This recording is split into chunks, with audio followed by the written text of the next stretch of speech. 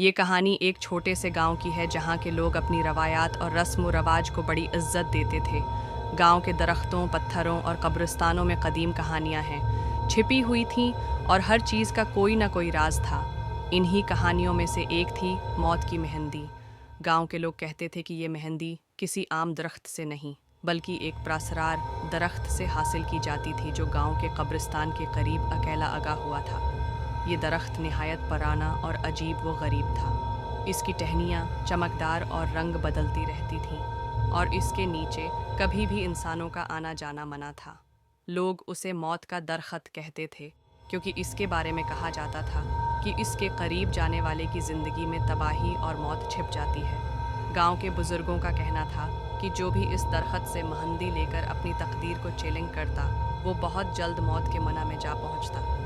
इस दरख्त के बारे में बहुत सी कहानियाँ सुनाई जाती थीं, जिनमें सबसे मशहूर कहानी एक लड़की की थी जिसका नाम है ज़ैनब था। ज़ैनब गांव की सबसे खूबसूरत और जर्रातमंद लड़की थी और उसकी शादी की तैयारियां ज़ोर व शोर से जारी थीं। ज़ैनब का दिल खुशी से भरा हुआ था, लेकिन उसके दिल में एक ख्वाहिश भी थी जो उसे हर वक्त तड़पाती रहती थी। वो चाहती थी कि उसकी शादी के दिन उसके हाथों पर सबसे खूबसूरत मेहंदी हो जो कि गांव में हो, किसी ने ना देखी हो।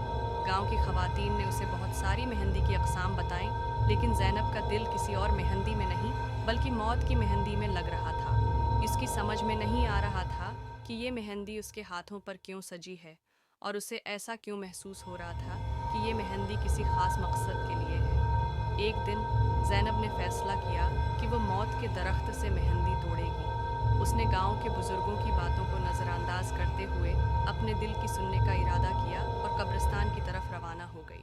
वो रात के सन्नाटे में दरख्त तक पहुंची और उससे मेहंदी के पत्ते तोड़ने शुरू कर दिए। जैसे ही उसके हाथों में मेहंदी आई, एक सर्द हुआ का झोंका आया और दरख्त की टहनियाँ सरसराहट करने लगीं। ज़ैनब ने यह सब कुछ महसूस किया, लेकिन उसके दिल में खौफ की कोई जगह नहीं थी। अगली सुबह जब ज़ैनब ने अपनी हवा में हुआ की, हवा में हुआ की, हवा में हुआ की, हवा में हुआ की, हवा में हुआ की, हवा में हुआ की, हवा में हुआ की, हवा में हुआ की, हवा में हवा की, हवा में हवा की, हवा में हवा की, हवा में हवा की, हवा में हवा की, हवा में हवा की, हवा में हवा की, हवा में हवा की, हवा में हवा की, हवा में हवा की, हवा में हवा की, हवा में हवा की, हवा में हवा की, हवा में हवा की, हवा में हवा की, हवा में हवा की, हवा में हवा की, हवा में हवा की, हवा मेहंदी के नक्शों को देखा तो वो हैरान रह गई। उसके हाथों पर बने हुए नक्श खून की तरह सर्ख हो गए थे और इनमें एक अजीब सी चमक थी। उसकी दिल की धड़कन तेज़ हो गई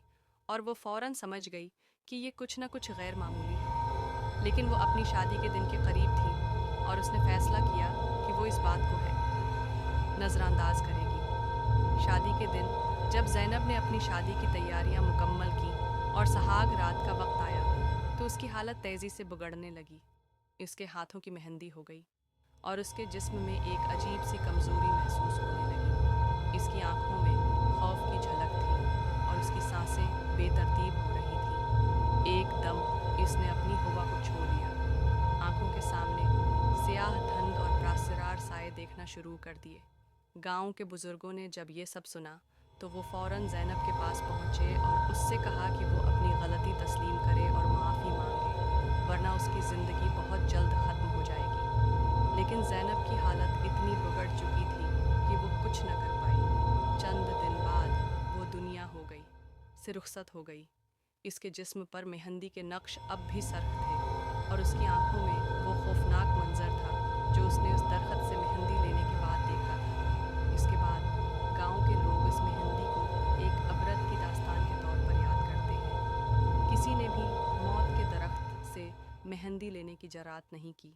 वो समझ गए थे कि बाज़ राज और बाज़ चीज़ें ऐसी होती हैं जिन्हें छूना या आज़मा